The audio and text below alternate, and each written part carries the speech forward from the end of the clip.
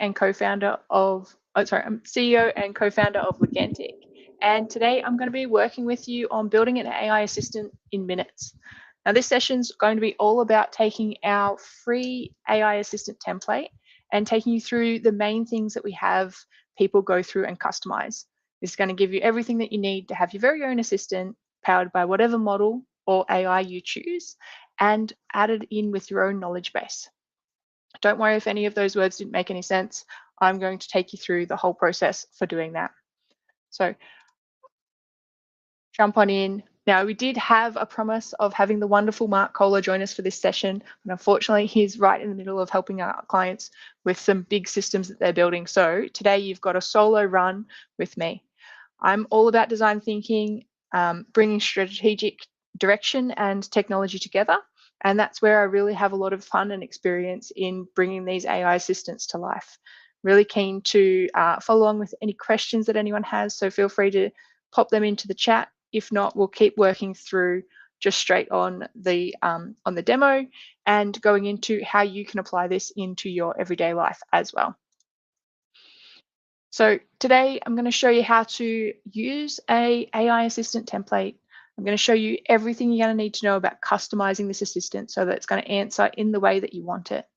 We're going to connect it to your knowledge base. I'm going to show you a few examples around how we've seen this knowledge base work so you can have some ideas for yourself. I'm going to show you how to tailor the experience and show you how to go in, test and deploy this so you can have it working for yourself today. So a lot of ground to cover. Let's get started by showing you how to jump into the Ligantic Studio and use the AI assistant template. So for those of you who haven't joined us before, you can jump into the Ligantic. I'll just make it so that we can hide this one and show this one. All right, so we should be able to see this one now. Maximize that in there. This is the Ligantic Spaces dashboard. This is the home base for all of the projects that you've got running on Ligantic. And you'll see we've got a few spaces that we've made in previous sessions together for those that have been following along. If you haven't seen these ones, feel free to go and watch the recordings. But today we're going to create a brand new space. So up in the top right-hand corner, we've got this create a space button. And what that does is you can create a blank space. So starting from scratch and letting your imagination run wild around what you want to create on Ligantic. But what I'm going to do is I'm going to use our Ligantic assistant here. And I'm going to just give it a LinkedIn live title. You can make the title anything you want. I'm going to hit create on that one. What that does is it starts to populate a space or a project with everything that we need to have a chat assistant. So right on the home page of this space, I've got the ability to click into this chat experience here and start chatting. What can you do? You can obviously chat a little bit more extensively with your AI assistant. It tells us a little bit about what it can do. And what I want to cover today for you is how can we customize this? So jumping back into our space, this is the background, the admin of that AI assistant. And when you know how to control this background, you can have a lot of customizations that come into your assistant. So that's how you use the template. If I open up our agenda around what we're wanting to achieve today, really we want to know how to customize this assistant to make it do the things that you want it to do. And so when I talk with people around the different areas, and we covered this in our last session, the areas that make up what an AI assistant is doing. We've got the user question that gets sent in. We've got the conversational history. So what have you said previously to this AI assistant? We've got any relevant articles or knowledge that we want to add into that. We've got the prompt, and we've got the large language model or the AI model that's providing that response. Now we can customize any section of this flow diagram and it'll give us a really different output. We can change the tone of the AI assistant. Maybe we want them to talk like a pirate. Maybe we want them to be really critical, so you've got a nice sparring partner. We can change how much conversational history they have access to. If it's just a really short, sharp conversation, we might just want to give them the last 3 messages. If it's something that's in depth and you're going for really long conversations, you might change that conversation history so that it gets the whole history of the conversation, last 100 messages. That's going to have a different trade-off, and we'll talk through that. And then the relevant articles. We're going to talk through how you can customize what articles, knowledge, or content that your AI assistant has access to. So those are really the things that you can customize in here. And so let's jump in and do the first one. The first one we want to do is show you how to change the AI model that is powering this chat. We're going to go into our space settings, over into our flows, and we're going to find the one that says chat process query. This is the one that's doing the bulk of the work. So we click into that. We can see we're presented with one of the Ligantic flows here. So this shows us, if I zoom in right at the top, we're getting that users query. We're saving it to the chat thread. And then from there, we're getting a bit zoomed in. From there, we're saving it. We're pulling out those history, retrieving from the articles. We're pulling out the history, and then we're sending it over to, in this case, Claude Sonnet 4.6. So if we zoom in here, we talked a lot about what makes up the content for a large language model being sent a request last time. And just for a quick refresher, we've got the things that we can change are the model. So we can change this from a Claude model to an OpenAI model or ChatGPT 5.6, or we could go back to a Gemini model. You can choose various models that are available, or you could go to some of our open source models that are available on the Ligantic platform as well. The model you choose will be dependent on the cost of the model. So each of these models have different credit costs. So you might want to choose something that's very expensive and really reliable, or very expensive and very quick, or you might want to choose something that's very quick and cheap, depending on what your AI assistant is doing for you. So in this case, I'm going to change the model from what it was, which was Opus 4.6, to GPT 5.6 Terra. I'm going to save a new version. Like everything in the Ligantic platform, that one is version controlled, so I can hit publish. And then when I go back to our Ligantic assistant live over here, I can go into the chat and I'll ask it what can it do. It's going to do exactly the same thing it was doing before, but instead of sending that query and components back to the Claude model, it's actually sent it over to the GPT 5.6. What I did notice, again, I haven't gone through the process, is that felt a little bit quicker in the response. And we can check that. So I'm just going back to my process query flow here. We can go and have a look at the view executions up in the top right here. And we can see, was it quicker? Not necessarily, much speedier, and about the same in terms of credit usage as well. So it's a really good way to show that you can change the underlying model very quickly. If we go back into here, zoom back down to the LLM chat one, we can go through to one of the to Luna, which is an even smaller model, again known for its speediness and its cheapness. So we'll go to the chat and we can ask again, what can you do? This way you can continue testing and identifying how quickly it can respond. Asking what you can do is a very simple query, so I don't expect it to take much content or information for it. We can go into the view executions and we can see there is a stark difference between the first call, the second call, and now this third call has come back a couple of seconds quicker and with a much smaller credit cost. So we can keep going through and customizing those, but if we show just one of the things that we can customize, In here, we've customized that LLM that's powering the response. Let's go in and show how we can customize the prompt that is changing the tone or the feeling or system messages that we want to do in there. This is the instructions that we give to the model that goes out every single time we put that chat through. So I'll jump in here and into our flow again, zooming down to this chat message node down here. And I'm going to open up the message template section. In this message template section, we'll move it over to the side so we can see it all in once. We can see a few things are happening. We've got the system message here. If I just zoom in, what it's saying right now is that it's a helpful assistant, can help users complete various tasks, keeping your responses concise, ideally less than 3 sentences, and only answering the user's query, not providing any additional information. We'll see that we've also got a variable. In the Ligantic platform, these are shown as this purple variable here. And what it's doing is it's inserting all of the articles that it has found in its previous search.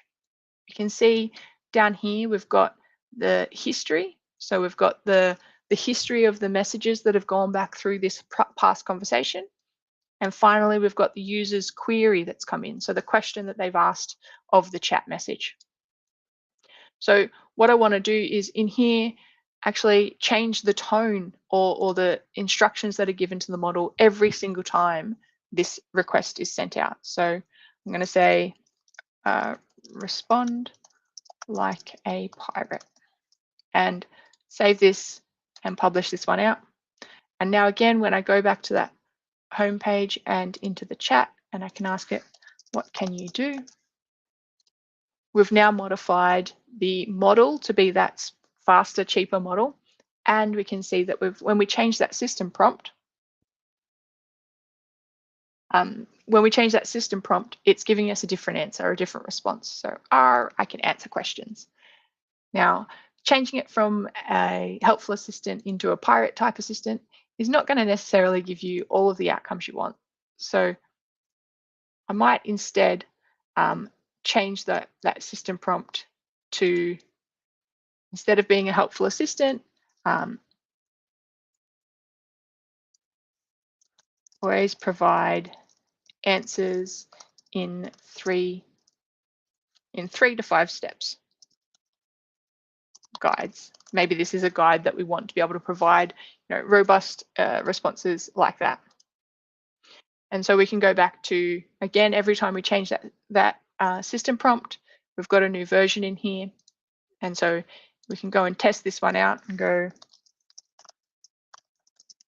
how can I best use your features? And that can send that off, and it'll take our prompt that we've given and provide it as it's given us 4 suggested responses there. I'll just zoom that one in so we can see that even better. And so with that, we can keep going backwards and forwards in our prompt. If we zoom back in over here, we can continue changing the system template to be exactly what we're after out of an assistant. If you find that at any point you want it to go back to what it previously was, you can choose the different versions up here, and it'll revert back to the version that it was. We can see that this one was back when it was using Terra as the model, and it had just the default system prompt in place. So we might go back to version 3. We can see the changes there was for Luna. We can save a new version, and it'll increment that one to the next one. So all of the changes that you're making in the platform are not only changing your live system for you there, but they're version controlled. So you can roll backwards and forwards based on what you would like it to do. All right, so that's how you can change the system prompt. So what we've got here now is we've shown how we can change the model that's powering it. We can change the prompt. Let's talk about the conversation history. And so that's included in the same area here, but instead of working in the LLM chat message node like we have been, I'm going to zoom out a little bit and navigate over to the retrieve conversation history from thread. So I'll open this one in a new tab. I'm hoping that I can share this tab instead. Brilliant. So what we've gone is gone into a brand new flow. What that node was doing, it was calling out to this flow. And in this flow here, we can control how we're retrieving the conversation history. The main thing that you're going to want to be able to control is um, in the review here, we're getting the top three or the latest three messages from the conversation. We might know that this AI system is going to have a much longer conversations than three, or you might know that it's going to have short conversations. This is where your design really gets to come into play. When you're considering how big of a history you want to provide back to the assistant, I want you to think about a few things. First, I want you to think about who's going to be using this AI assistant. Are they going to be having really long conversations where they're having multiple turns backwards and forwards? Or is it going to be a short shoot from the hip kind of conversation where they're asking for an answer, getting that answer, and then going on their merry way? The reason that's important is it comes back to the speed and the cost of your LLM calls. So this is all about being able to optimize your system and having that control to optimize that system when you're working through it. So if you know that your AI assistant's going to have many backwards and forwards, you might bump this up to even 30 messages coming back in that history. It's going to increase the volume of that history every time you have another conversation round, but it's going to keep the AI assistant having that context, which you might want to have there. So I'm going to save that and publish it. You won't see any immediate change in the assistant as we're kind of walking through that one because I've only been doing those shoot from the hips. But that's another way that you can control and customize what you're showing in your system. So being able to control that conversational history. The other things that you can do here is to customize if it's not just the straight history, so not the most recent conversations, but instead you want to have this one is the most recent conversation. So you want to have 30 of the most recent as well as 3 of the most relevant. So having the ability to configure and control those two gives you a really fine-grained control over the history that you're providing as context for that AI assistant. Okay, and so now we're going to actually go. Now that we've configured those, we've been able to configure the LLM that's powering our response, the system prompt, making it talk like a pirate, or giving it more useful instructions than that. Controlling the conversational history, both in how many turns we want to provide as context to the AI assistant, as well as how many relevant messages. Because if you're thinking about a conversation that you've had with an AI assistant, you might have given it a lot of context at the start of the conversation, had a lot of backwards and forwards about things, and you still want it to remember that first message. That's how you can control that what the history is sent through and what memory it has available to it. And then the final thing that we can control is what articles it has available to it. Now in our template, we have the built-in functionality of providing articles. So if we go and have a look at the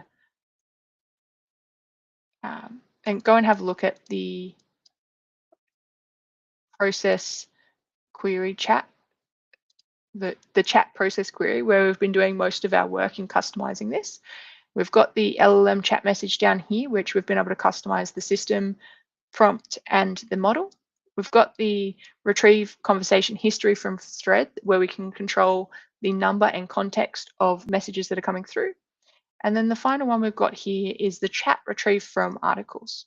So let's open up this flow and explore how this one is working, so you can customize this one as you want as well. Now there's 2 ways that you can customize this one. We're jumping in here. You can again customize this is what it's doing is it's looking up the query and looking over the embedded content and doing a query against those and finding the most relevant articles. And so it's finding the top, in this case, in the default AI assistant, it's finding the 3 most relevant articles Again, you might have designed your AI assistant because in a way that requires even more articles. You want all of the relevant articles that you can possibly pull out of your vector database or out of your knowledge base. And to do that, you can change the amount that pulls back. You might want it to pull back the top 10, or you might want it to be really fine-grained and only pull back the one.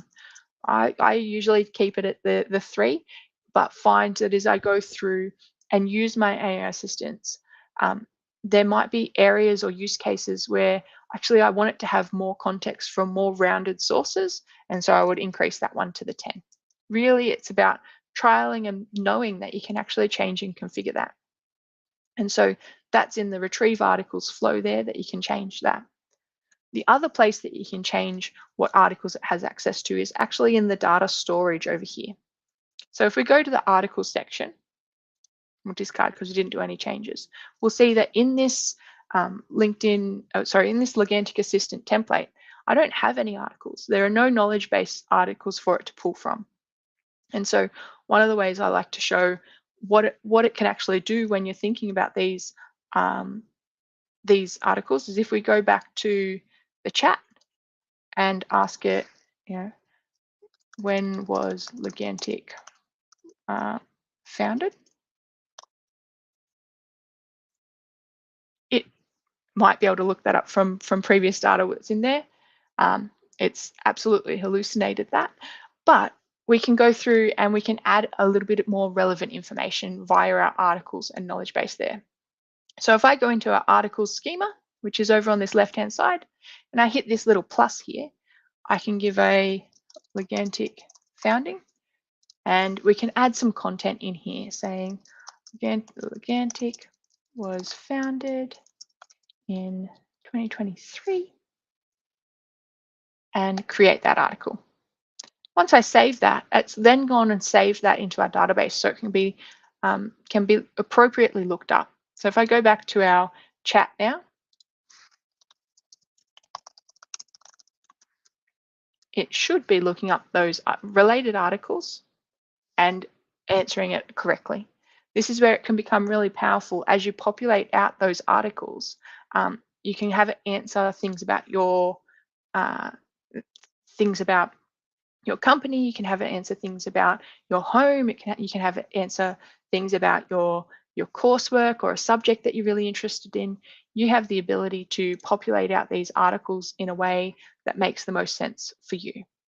The template itself also has the ability to process complex PDFs because we found that that was the most basic use case where people have a lot of their content stored. So if I jump in and see these content here, I'm going to upload a PDF.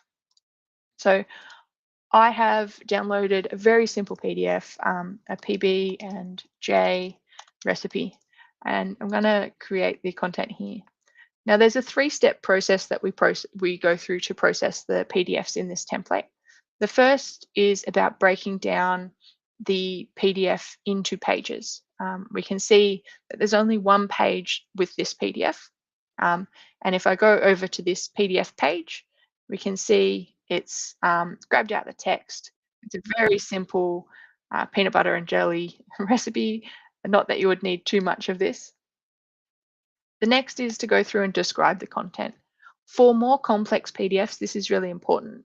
What we do there is we have a large language model look at an image of the PDF and describe it. This is important for PDFs that aren't just text-based, but sometimes they've got diagrams or pictures, and that content is really important to be able to capture into your articles. And then the third step is to save that as an article itself. So if I go through and look at the articles now, not only do we have the Ligantic founded in 2023 article, but we have this Serious Eats PB&J recipe that's come in, and it's included all of the important information, including where it came from, who the author was, and it's structured it in such a way that will be easy for the AI assistant to work with. So if I go back to our chat now and go, how can I make a PB and J? It's going to use that article as a source and tell me how to make it. If I go through and see this, I can have a look at the references. It can show me, and I can link through to where that source came from.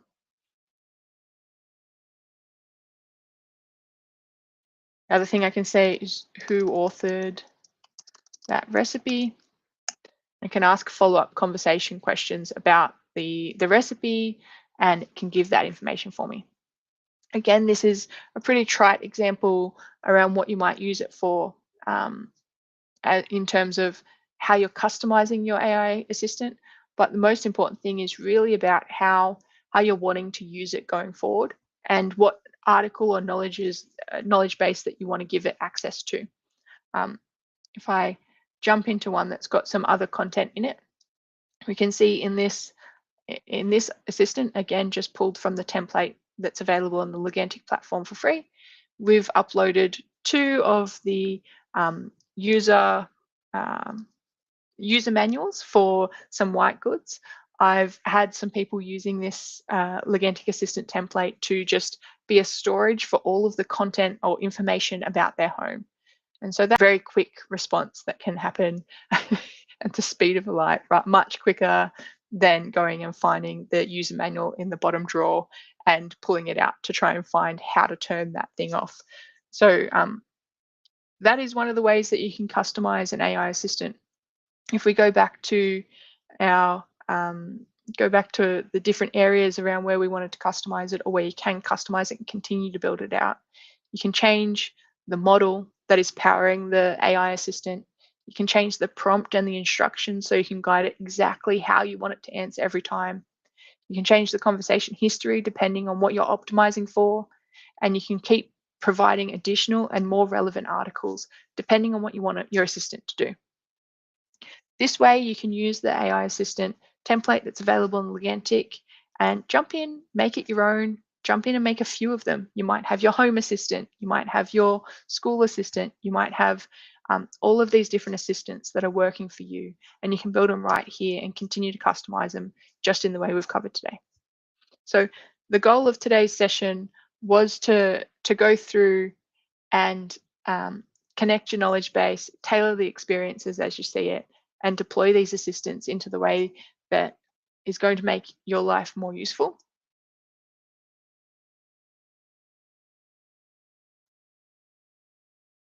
And that's hopefully we've been able to showcase some of the things that's available for you to continue to customize there.